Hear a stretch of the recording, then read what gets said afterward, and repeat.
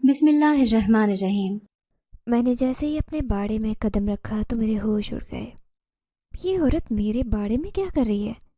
وہ ایک عجیب سی عورت تھی، بہت لمبا قد، دبلی پتلی، جس نے کالے رنگ کا برقع پہن رکھا تھا۔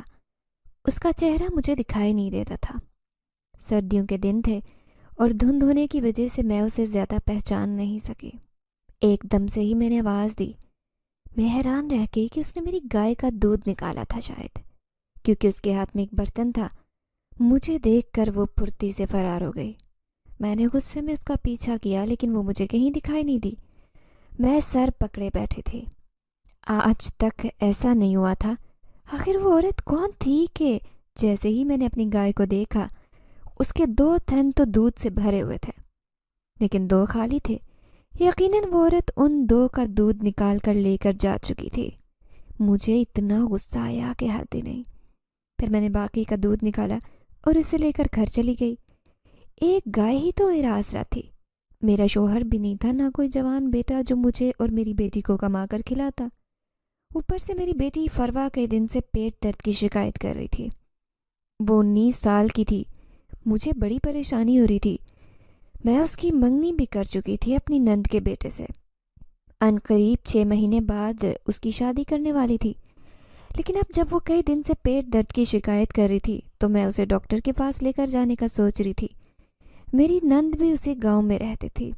میں نہیں چاہتی تھی کہ اسے فروا کی بیماری کا پتہ چلے، کیونکہ ہمارے گاؤں میں لوگ بڑے ہی وہم پرست اور وہم کا شکار تھے۔ اسی وجہ سے ہر کوئی ایک دوسرے سے باتیں چھپانے کی کوشش کرتا۔ دودھ کی بالٹی اٹھا کر میں نے باورچی خانے میں رکھی۔ فروا باوجود اس کے کہ پیٹ میں درد ہے بیٹھ کر آٹا گوندھ رہی تھی، لیکن اس کے چہرے پر اذیت تھی۔ مجھے اس کا احساس تھا۔ میں کہنے لگی، بیٹی تم کیوں کام کر رہی ہو؟ جاؤ جا کر لیٹ جاؤ۔ حالانکہ وہی گھر کا سارا کام کرتی، لیکن کئی دن سے تکلیف میں تھی، اس لیے اب وہ اکثر بستر پر لیٹی رہتی۔ پھر میں نے دودھ چوری ہونے کے ذکر فروا سے نہیں کیا اور خاموشی سے چائے بنا کر اسے بھی دی، خود بھی پی لی۔ 2-3 گھروں میں دودھ بیچتی تھی۔ اتنا تو دودھ دیتی ہی نہیں تھی گائے، لیکن آج مجھے اس عورت پر شدید غصہ آ رہا تھا کہ نہ جانے کون تھی۔ اب گاؤں کے لوگ اس حد تک گر گئے تھے کہ مجھ بیوہ عورت کا بھی دودھ چوری کرنے لگے۔ شام کو فروا کو میں ڈاکٹر کے پاس لے گئی۔ ڈاکٹر نے اس کا الٹرا ساؤنڈ کروانے کو کہا، لیکن الٹرا ساؤنڈ کی سہولت ہمارے گاؤں میں نہیں تھی۔ مجھے اسے شہر لے کر جانا پڑا۔ اب میں تھوڑی پریشان ہو گئی کہ آخر میری بیٹی کو کیا بیماری ہے۔ پھر میں اسے گھر لے آئی۔ اگلے دن میں اسے شہر لے جانے کا ارادہ رکھتی تھی، لیکن شام کو اس کی سہیلیاں آ گئیں۔ میری بیٹی فروا بستر پر لیٹی تھی۔ اس کے چہرے پر اذیت تھی، جیسے اندر ہی اندر کوئی چیز اسے تکلیف دے رہی تھی۔ اس کی سہیلیاں اسے دیکھ کر حیران تھی۔ میں نے فروا کو آنکھ سے اشارہ کیا کہ وہ اپنے پیٹ درد کے بارے میں انہیں نہ بتائے۔ وہ اسے نہر پر لے جانے کے لیے اصرار کر رہی تھی، لیکن فروا انکار کر رہی تھی۔ وہ بھلا کیسے جا سکتی تھی جبکہ وہ اتنی تکلیف میں ہے؟ گاؤں کی لڑکیوں کا معمول تھا کہ وہ نہر کنارے کپڑے وغیرہ دھونے، اور نہر کے قریب جو کھیت تھا وہاں اکثر ہی لڑکیاں کیریاں وغیرہ توڑنے کے لیے چلی جاتی تھی۔ میری بیٹی ایسی چنچل مزاج کی تھی۔ بھلے ہی وہ ایک یتیم لڑکی تھی، لیکن میں نے اسے کبھی یتیمی کا احساس نہیں ہونے دیا۔ اور یہ گائے جو میرے ابا نے مجھے دی تھی، اس لیے کہ میں ایک بیوہ عورت تھی۔ اس نے کہا تھا کہ گائے ہوگی تو تمہارے لیے زیادہ پریشانیاں نہیں ہوں گی۔ زمین کا ایک چھوٹا سا ٹکڑا تھا جس پر میں نے مختلف سبزیاں بو رکھی تھیں۔ گاؤں کی عورتیں مجھ سے بھی سبزی خرید لیتی تھی اور اس گائے کا دودھ میں فروخت کر کے اپنے گھر گزارا کر لیتی تھی۔ بس یہی میری آمدن تھی، اس کے علاوہ اور کچھ نہیں تھا۔ میرے پاس میری ایک جوان بیٹی تھی جس کا نام فروا تھا۔ مجھے فروا کی کوئی فکر نہیں تھی۔ ماشاء اللہ سے وہ شکل و صورت میں بھی بہت خوبصورت تھی اور تعلیم میں بھی کسی سے کم نہیں تھی۔ جبھی تو صرف 16 سال کی عمر میں ہی میری نند نے اسے اپنے بیٹے کے لیے مانگ لیا۔ میں بہت خوش ہوئی تھی۔ خوشی خوشی میں نے اس کی منگنی کر دی۔ اب مجھے اس کی طرف سے کوئی فکر نہیں تھی، لیکن جب سے اس سے پیٹ درد کی شکایت ہونے لگی، 2-3 دفعہ میں اسے ڈاکٹر کے پاس لے گئی تھی، لیکن اسے کسی صورت آرام نہیں آ رہا تھا۔ پھر آج میں نے اسے دوائی دی جسے پی کر تھوڑی اسے تکلیف سے نجات مل جاتی۔ میں بھی سونے کی کوشش کرنے لگی، لیکن رات کا نہ جانے کون سا پہر تھا کہ عجیب سی آہٹ پر میری آنکھ کھلی۔ ایسے لگ رہا تھا جیسے باڑے میں کوئی گھومتا پھر رہا ہو۔ لیکن یہ کیا؟ چھوٹے بچوں کی آوازیں آ رہی تھی، جیسے 3-4 بچے آپس میں مل کر بات کر رہے ہوں۔ میں سمجھی کہ شاید میں کوئی خواب دیکھ رہی ہوں۔ میں نیم غنودگی کی کیفیت میں تھی کہ اچانک جھٹکے سے اٹھ بیٹھی۔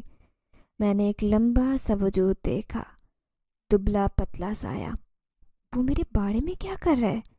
جیسے ہی میں اٹھ کر وہاں جانے لگی، 3-4 بچوں کے بھاگنے کی آواز آئی، ساتھ ہی اس کے پیچھے بھاگتا وہ لمبا وجود جس نے کالے رنگ کا برقع پہن رکھا تھا۔ میرا دل دھک سے رہ گیا۔ رک جاؤ، کون ہے تم؟ میں اس کے پیچھے بھاگی، لیکن پلک جھپکتے میں ہی وہ سارے بچے ایسے غائب ہوئے جیسے تھے ہی نہیں۔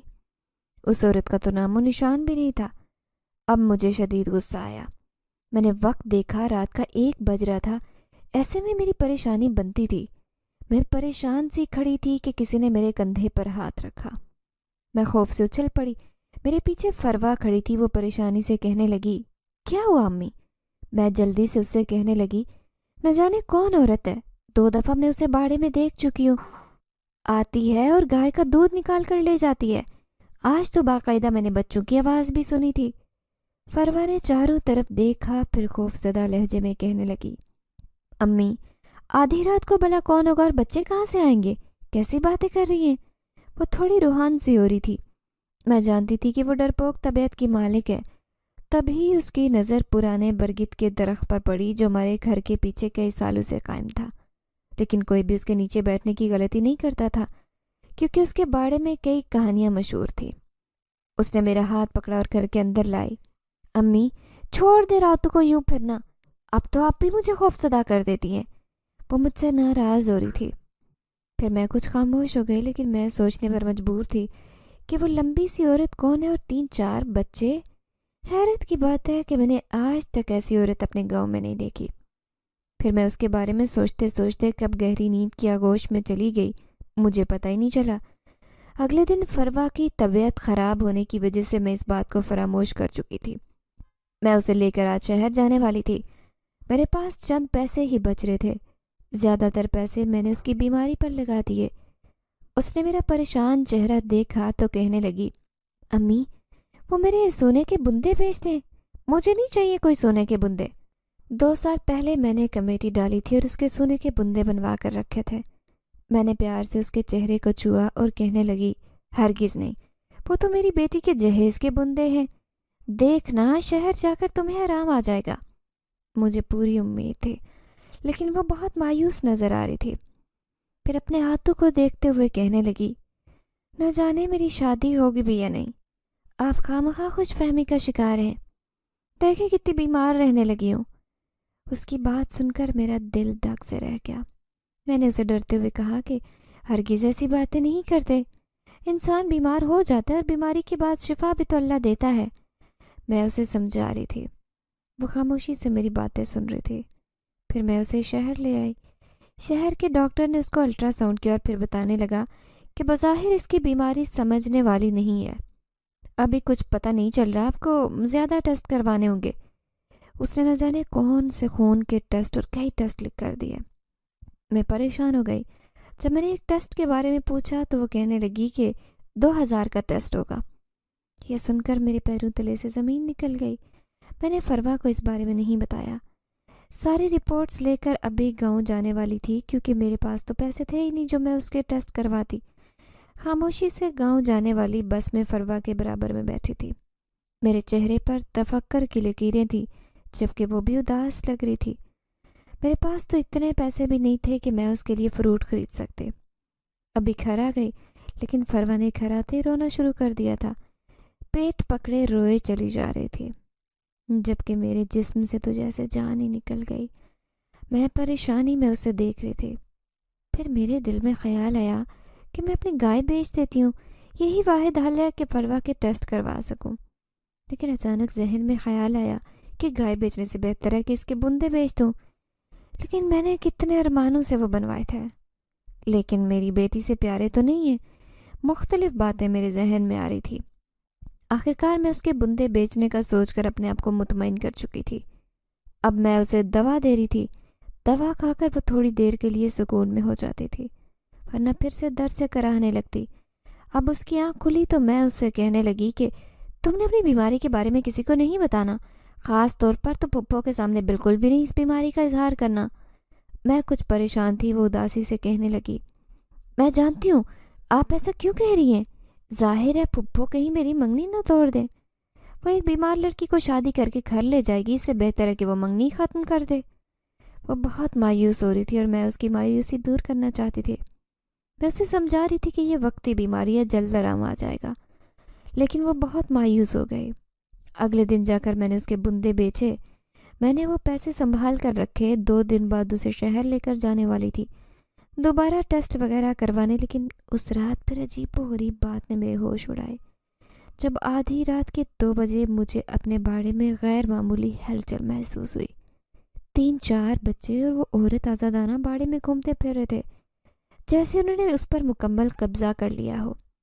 مجھے شدید غصہ آیا، آج میں اس عورت کو پکڑ کر رہوں گی۔ میں دبے پاؤں چلتی آئی تھی، کسی کو آہٹ بھی محسوس نہیں ہوئی۔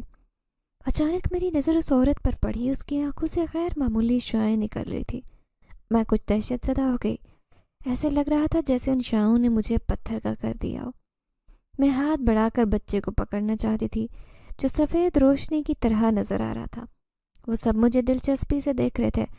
تبھی اس عورت نے اپنے بچوں کی طرف اشارہ کیا اور کہا کہ بھاگو۔ اس کی آواز بڑی عجیب تھی، لرزتی ہوئی۔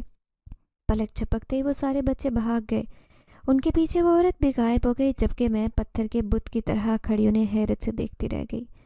اچانک ایک تیز خوشبو میری ناک سے ٹکرائی۔ میرے بارے میں تو گوبر وغیرہ کی بدبو اور مچھروں کی بنبناہٹ ہی رہتی تھی، لیکن آج اس خوشبو نے میرے ہوش اڑا دیے۔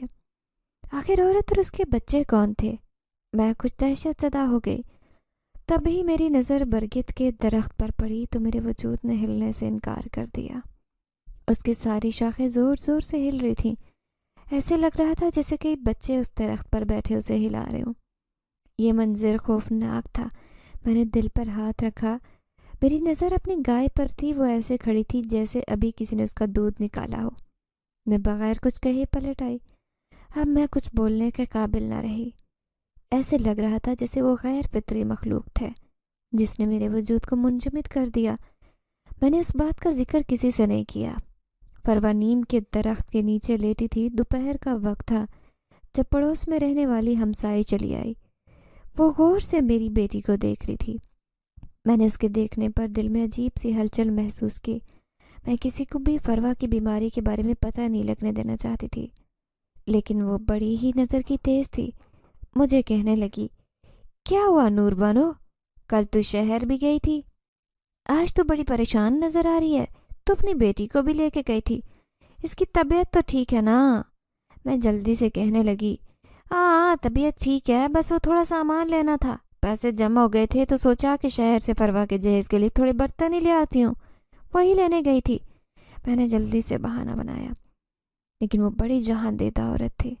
اس کے چہرے پر صاف نظر آ رہا تھا کہ اس نے میرے بہانے کو قبول نہیں کیا، لیکن میں نے بھی ذرا پرواہ نہیں کی۔ جو سوچتی ہے سوچنے دو، میں نے دل میں سوچا اور اپنے کام میں مگن ہو گئی۔ تھوڑی دیر بعد وہ خود ہی اٹھ کر چلی گئی۔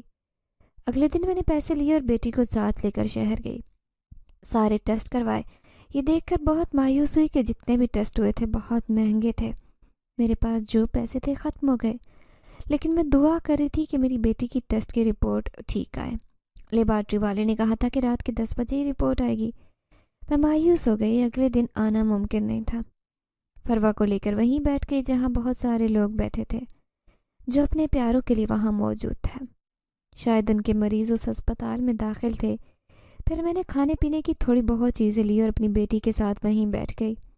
فروا کی آنکھوں میں آنسو تھے، وہ سر جھکا کر کہنے لگی، امی آپ میری وجہ سے کتنی پریشان ہو رہی ہیں، مجھے معاف کر دیں۔ میں نے اسے گلے لگایا اور کہنے لگی، پاگل، مائیں بھی کبھی بیٹیوں کی وجہ سے پریشان ہوتی ہیں، اور تم میری شیر بیٹی ہے۔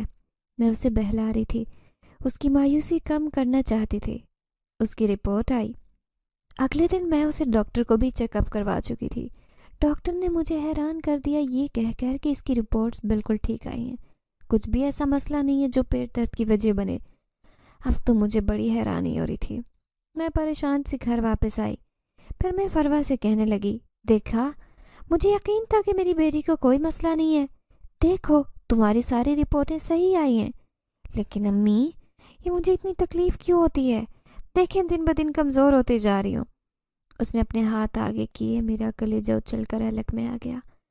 سچ میں ہی اس کی کلائیاں سوکھتے جا رہی تھی. چہرے پر مردنی چھائی تھی. اب میں خاموش تھی لیکن اس کا چہرہ اترتا جا رہا تھا. پھر میں گائے کا دودھ نکالنے باڑے میں گئی تو میرا دل دھک سے رہ گیا. ایک طرف تو فروا کی پریشانی، اوپر سے یہ انجانی مخلوق جو مجھے پریشان کر رہی تھی. آج پھر میری گائے کے تن بالکل خالی تھے. شاید وہ عورت اور اس کے بچے سارا دودھ نکال کر لے گئے. نہ جانے کون ہے وہ منحوس جو مجھے اتنے پریشان کر رہے. میں دل ہی دل میں عورت کو صلواتیں سنا رہی تھی. اگلے دن جو ہوا اس نے مجھے پریشان کر دیا. جب میری نند اپنی بیٹی کو لے کر گھر آئی لیکن فروا کو دیکھ کر حیران رہ گئی. آج وہ 1 مہینے بعد میرے گھر آئے تھے. اس کی نظر فروا پر پڑی تو وہ حیرت سے کہنے لگی، اسے کیا ہوا؟ قبر کا مردہ لگ رہی ہے. فروا کے چہرے پر بیماری کی وجہ سے پہلی رونق نہیں رہی تھی. اوپر سے اپنی پھپھو کو دیکھ کر اس کے حواس اڑ گئے. میں بات سنبھالتے ہوئے کہنے لگی، وہ اسے تھوڑا بخار ہو گیا تھا اسی وجہ سے اس کا چہرہ اترا ہے. تو میری بھتیجی کہنے لگی، لیکن مامی یہ تو بہت زیادہ بیمار لگ رہی ہے، لگتا ہے اس کو تو کوئی بیماری ہو گئی ہے. وہ اپنی ماں کی طرف عجیب سے اشارے کر رہی تھی. مجھے یہ ڈر تھا کہ کہیں وہ منگنی ہی نہ توڑ دے، کیونکہ میری نند بہت ہی تیز عورت تھی. اس لیے اس کا بیٹا فوج میں تھا، پکی نوکری پر. جبھی تو میں نے منگنی کی تھی. میں خوش تھی کہ چلو میرا نصیب کھوٹا صحیح لیکن میری بیٹی کا نصیب تو اچھا ہے. لیکن کیا جانتی تھی کہ یہ پریشانیاں میری زندگی اجیرن کر دیں گی. وہ دونوں ماں بیٹی تو چلے گئے لیکن میرے دل میں وہم پیدا ہو گئے. لیکن اس رات جو ہوا وہ کم از کم یقین کرنے کے قابل نہیں تھا. فروا کو میں مسلسل دوائی دے رہی تھی. دوائیوں کے زیر اثر بہت جلدی سو جاتی جبکہ میں پریشانی سے جاگتی رہتی. عمر کا تقاضا تھا اس لیے مجھے جلدی نیند نہیں آتی تھی. اس رات بھی میں جاگ رہی تھی. مجھے باڑے میں غیر معمولی ہلچل محسوس ہوئی. میں ایک دم سے ہی اٹھ کھڑی ہوئی. فوراً باڑے میں پہنچی. گائے کی آواز بہت زیادہ آ رہی تھی جیسے وہ کسی کو دیکھ کر زور زور سے بول رہی ہو. تب ہی میں اس عورت کے سر پر پہنچ گئی جو گائے کا دودھ نکال رہی تھی. میں نے اسے آواز دی، کون ہو تم؟ کیوں مجھے پریشان کر رہی ہو؟ اگر مجھے تمہارا پتہ چل گیا تو میں پورے گاؤں کو جمع کر لوں گی. میں تیز آواز میں چلا رہی تھی لیکن میں حیران رہ گئی. میری آواز کا اس پر کوئی اثر نہیں ہوا. وہ خاموشی سے بیٹھ کر دودھ نکالتی رہی. تبھی 3-4 بچوں کے بولنے کی آواز سن کر میں نے پلٹ کر دیکھا. وہ سارے سفید رنگ کے کپڑے پہنے میرے پیچھے ہی کھڑے تھے. میں نے اس عورت کو دیکھا جو میری طرف دیکھے جا رہی تھی لیکن اس کی سفید آنکھوں کی چمک اور ان کی نکلنے والی روشنی نے مجھے بالکل خاموش کر دیا. اور وہ بچے بھی مسلسل ہنس رہے تھے. پھر وہ عورت کہنے لگی، تیری گائے کا تھوڑا سا دودھ لے کر جاتی ہوں تو تیرا کیا جاتا ہے؟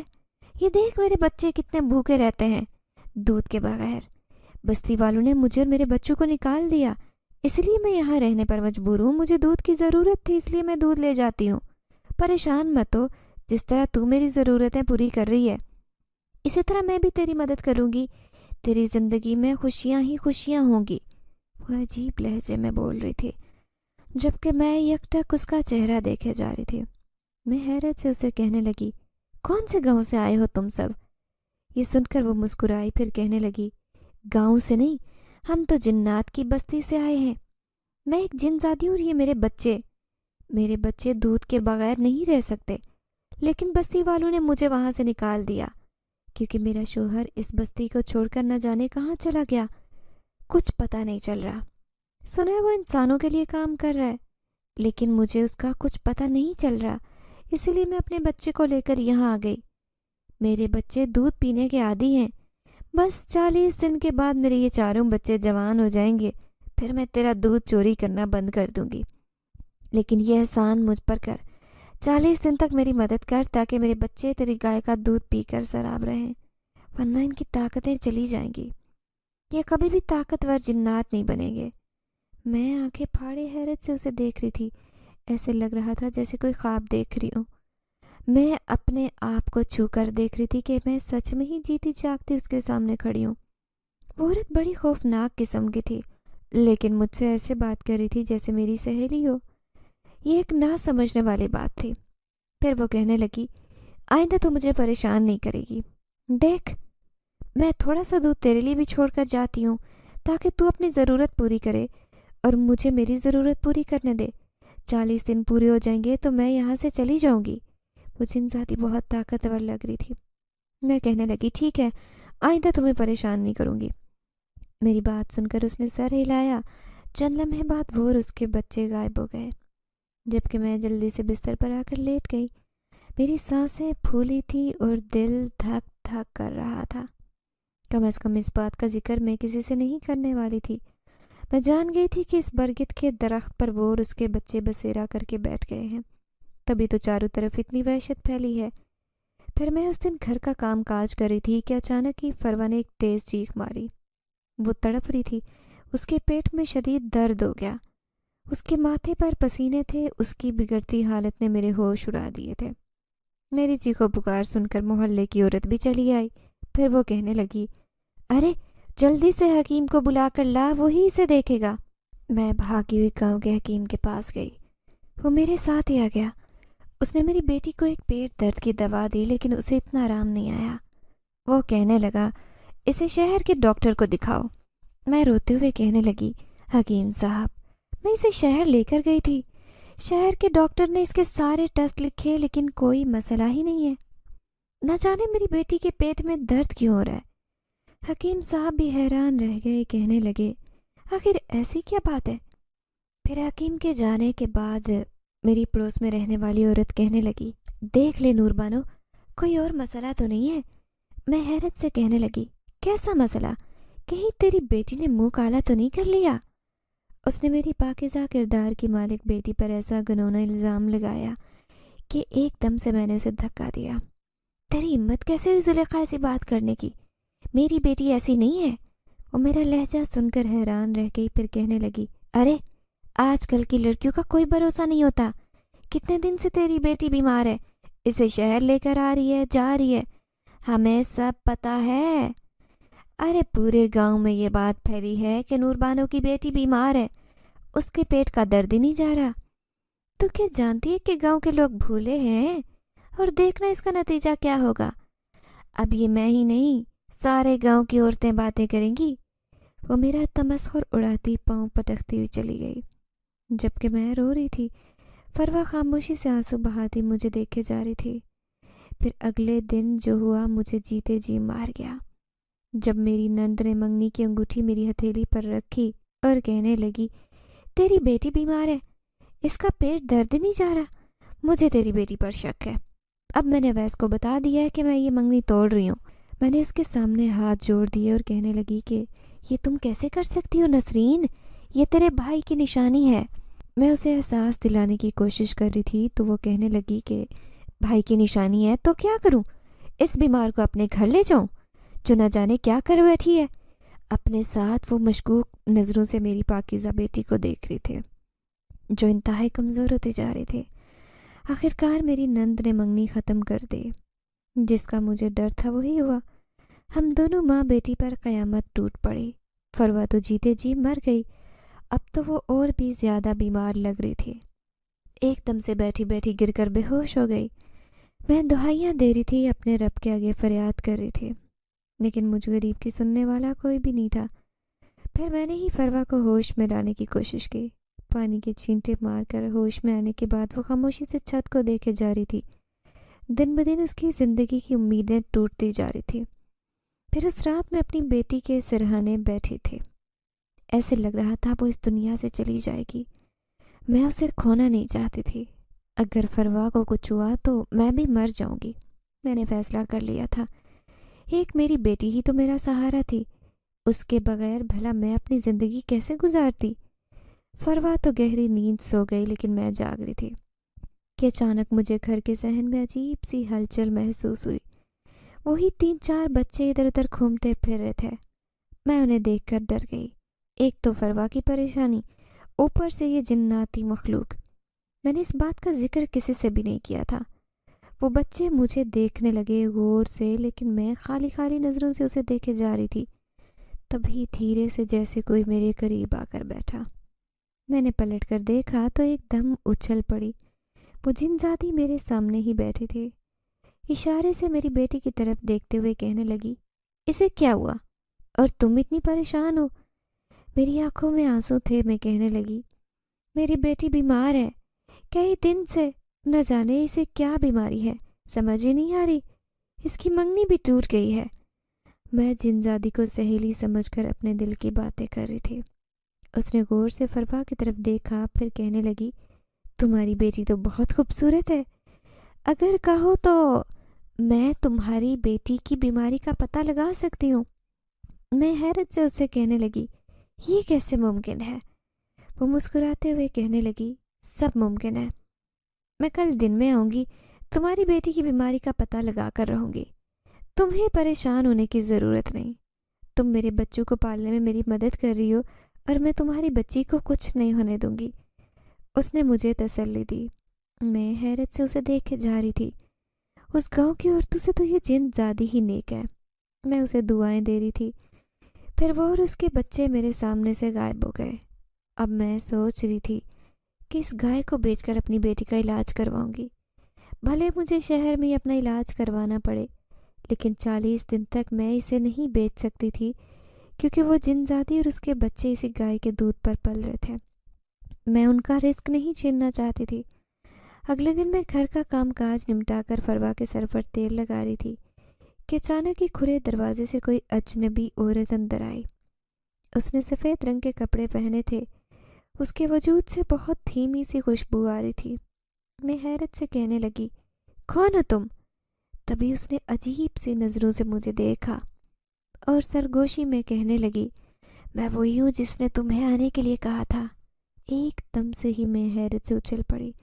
وہ کہیں سے بھی نہیں لگ رہی تھی کہ جن زادی ہے، بلکہ وہ کسی عورت کی طرح میرے سامنے کھڑی تھی۔ اس کی دہشت پورے گھر میں پھیلی تھی، جبکہ مجھ سے تو سانس بھی نہیں لیا جا رہا تھا۔ میں جلدی سے کہنے لگی، وہ رہی میری بیٹی۔ اس نے سر ہلایا اور پھر میری بیٹی کے سامنے بیٹھ گئی۔ اچانک ہی اس نے میری بیٹی کے پیٹ پر ہاتھ رکھا اور آنکھیں بند کر لی۔ وہ نہ جانے کیا محسوس کر رہے تھے، پھر کبھی وہ کندھے پر ہاتھ لگاتی تو کبھی سر پر، پھر آہستہ آہستہ وہ کچھ پڑھ رہی تھی، پھر آنکھیں کھول کر مجھے دیکھا اور کہنے لگی، مجھے تمہاری بیٹی کی بیماری سمجھ آ گئی ہے۔ یہ سن کر میں حیران رہ گئی۔ میں جلدی سے کہنے لگی، میری بیٹی کو کوئی ملحق بیماری تو نہیں ہے؟ اس نے نفی میں سر ہلایا اور کہنے لگی، فکر مت کرو، تمہاری بیٹی کا علاج صرف میں کر سکتی ہوں، کیونکہ تمہاری بیٹی کو جو بیماری ہے وہ اتنی بڑی نہیں، صرف ایک دفعہ سے ہی وہ بیماری دور ہو جائے گی اور تمہاری بیٹی بالکل ٹھیک ہو جائے گی۔ میں نے اس کے سامنے ہاتھ جوڑ دیے اور کہنے لگی، خدا کے لیے میری مدد کرو، کسی طرح میری بیٹی کو ٹھیک کر دو۔ تو وہ کہنے لگی، ٹھیک کرنے والی رب کی ذات ہے، میں تو صرف تمہاری مدد کروں گی، ذرا سا اس کی بیماری جو ہے وہ مجھے سمجھ آ گئی ہے۔ میں حیرت سے کہنے لگی کہ آخر میری بیٹی کو کون سی بیماری ہے؟ تو وہ کہنے لگی، ابھی نہیں، جب میں اس بیماری کا توڑ لے کر آؤں گی پھر تمہیں پتہ چل جائے گا۔ میں ابھی صرف تمہاری بیٹی کو دیکھنے آئی تھی کہ آخر اسے ہے کیا، اور مجھے یہ بات اچھی طرح سے سمجھ آ گئی ہے، اب میں جا رہی ہوں۔ اتنا کہتی وہ میرے سامنے سے غائب ہو گئی، لیکن مجھے ایک امید دے کر گئی تھی۔ اچانک ہی فروا کی آنکھ کھل گئی۔ اس نے اس عورت کو دیکھ لیا تھا۔ مجھ سے کہنے لگی، امی یہ عورت کون تھی؟ کیا میں کوئی خواب دیکھ رہی ہوں؟ وہ میرے سامنے سے غائب ہو گئی تھی، بار بار ایک ہی بات پوچھے جا رہی تھی۔ میں اسے بہلاتی ہوئی کہنے لگی، نہیں، تم نے کوئی خواب دیکھا ہے، کوئی بھی نہیں تھا یہاں پر۔ وہ حیرت سے چھت کو دیکھے جا رہی تھی۔ پھر روزانہ ہی رات کو مجھے اپنے باڑے میں ہلچل محسوس ہوتی، لیکن اب میں نے ان چیزوں پر دھیان دینا چھوڑ دیا تھا، کیونکہ میں سچائی جان گئی تھی کہ میرے باڑے میں دودھ چوری کرنے والی وہ عورت ایک جن زادی ہے جو اپنے بچوں کو پال رہی ہے۔ دوسری طرف میں نے کہیں آنا جانا ہی چھوڑ دیا تھا۔ جب سے میری نند نے منگنی ختم کی تھی، ایسے لگ رہا تھا جیسے فروا زندگی سے ہی مایوس ہو گئی ہے۔ اب تو وہ بستر سے اٹھنے کا نام ہی نہیں لے رہی تھی، جبکہ میں صرف اس جن زادی کا انتظار کر رہی تھی کہ کب وہ اس بیماری کا توڑ لے کر آئے گی اور مجھے بتائے گی کہ میرے بیٹے کو آخر مسئلہ کیا ہے۔ ایک دن گاؤں میں شہنائی کی آوازیں آنے لگیں۔ میں حیران تھی کہ یہ آوازیں کیسی ہیں۔ پڑوس میں رہنے والی عورت نے بتایا کہ تمہاری نند نے تو اپنے بیٹے کی منگنی کر دی ہے، بڑی ہی دھوم دھام سے چودھری کی بیٹی سے۔ یہ سن کر مجھ پر مایوسیوں کے بادل چھا گئے۔ میں بہت رو رہی تھی، جبکہ فروا تو ویسے ہی مریضہ بن چکی تھی، دن بدن ہڈیوں کا ڈھانچہ بنتی جا رہی تھی۔ میں اسے یہ بات نہیں بتانا چاہتی تھی، لیکن اسے یہ بات پتہ چل گئی تھی۔ میں نے دیکھا اس کا تکیہ آنسوں سے بھیگا ہوا تھا۔ میں اسے تسلی بھی نہیں دے سکتی تھی، خاموشی سے منہ پھیر لیا۔ میں اسے کہنا چاہتی تھی کہ وہ ایک دن اپنے پاؤں پر ضرور کھڑی ہوگی، وہ بالکل ٹھیک ہو جائے گی، لیکن مجھ سے ایک لفظ بھی نہیں کہا گیا۔ بس میں خاموشی سے آنسو بہاتے رہے۔ پھر اس رات اچانک کے دروازے پر دستک ہوئے تھے۔ میں نے جیسے ہی دروازہ کھولا، وہ جن ذاتی میرے سامنے تھی۔ اس کا قد آسمان کو چھوتا ہوا تھا، دبلی پتلی جسامت۔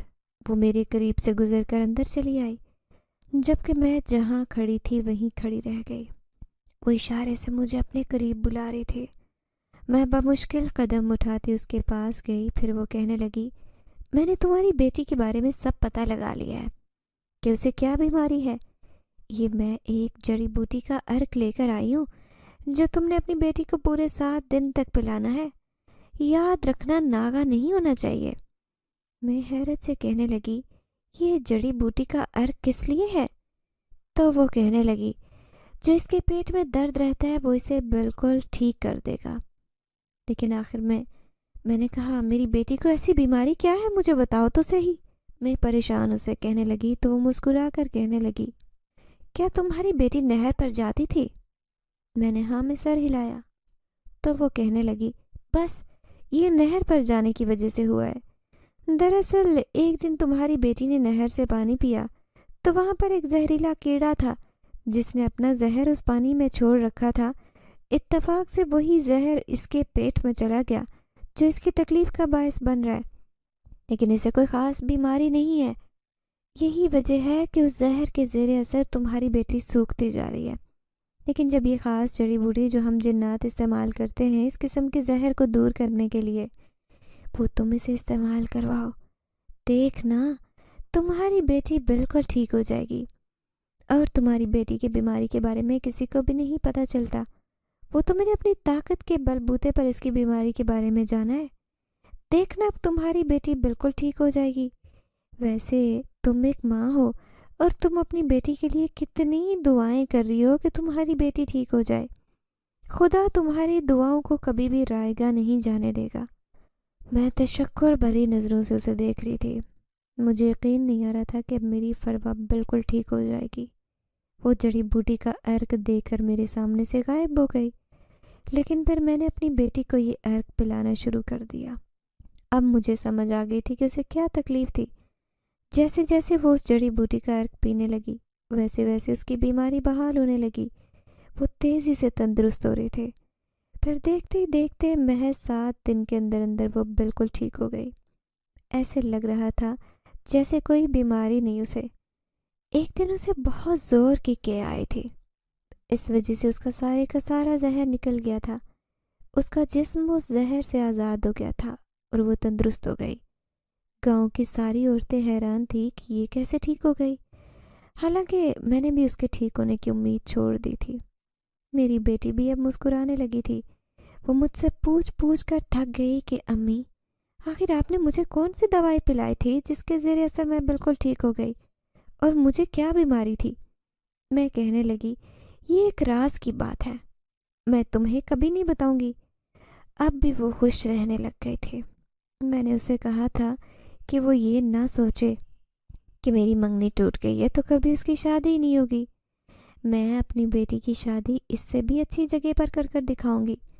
مجھے یقین تھا کہ میری بیٹی کے لیے خدا نے بہت بہترین سوچ کر رکھا ہوگا۔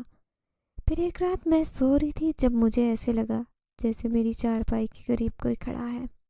میں نے جھٹ سے آنکھیں کھولی، وہ جن ذاتی پاس ہی کھڑی تھی۔